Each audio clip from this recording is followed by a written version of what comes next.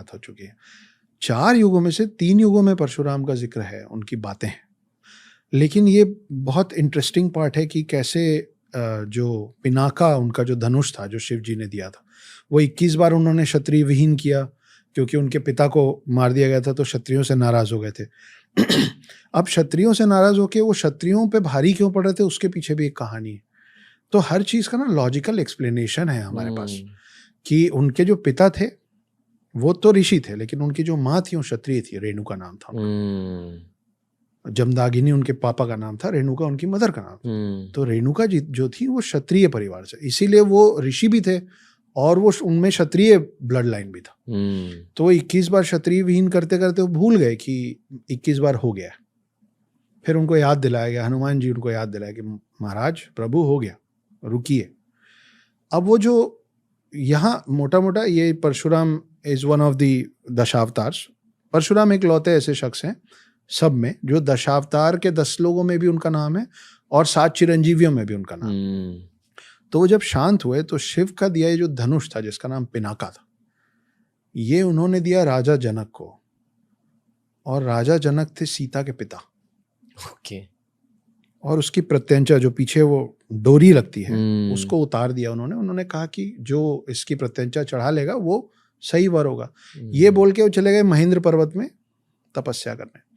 सालों साल बीत गए, क्योंकि त्रेता युग जो है, जो सेकंड युग है, ये भी एक कंफ्यूजन है। मुझे बड़ा आश्चर्य हुआ कि लोगों को लगता है कि सतयुग है, फिर द्वापर है, फिर त्रेता है, क्योंकि डी और टी, हाँ त्रे सुन के थर्ड लगता है। तो त्रेता युग की शुरुआत में जो पहले अवतार हैं वो परशुराम, और त्रेता युग के जो आखिरी अवतार हैं वो राम है।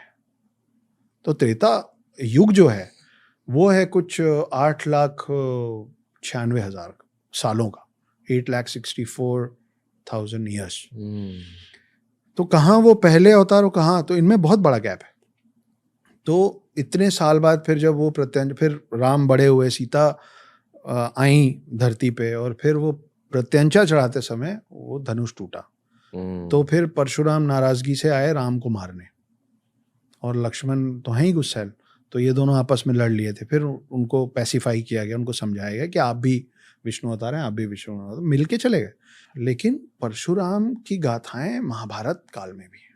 तो अगर भाई बोलते ना कि इमॉर्टल हैं तो बार बार आएंगे, तो फिर भीष्म पितामह, सूर्यपुत्र कर्ण और द्रोणाचार्य, इन तीनों के युद्ध गुरु जो हैं, और वो एकलव्य स्टाइल नहीं कि भाई द्रोणाचार्य की मूर्ति लगाई सीख गए, नहीं, फिजिकल प्रेजेंस के साथ इन तीनों को तैयार करने वाले फिर परशुराम। तो एक और बाद में एक अध्याय आता है जहाँ परशुराम और भीष्म पितामह का युद्ध होता है, और भीष्म पितामह जीत जाते हैं, हरा देते हैं परशुराम। तो परशुराम खुश होके, वो जो हमारी आम आजकल के बोलचाल की भाषा में बात होती है ना कि गुरु गुड़ रह गया, चेला चीनी हो गया, बिकम बेटर देन मी, तो मुझसे भी बेहतर हो गया, तो और आशीर्वाद दे के फिर परशुराम लौटे।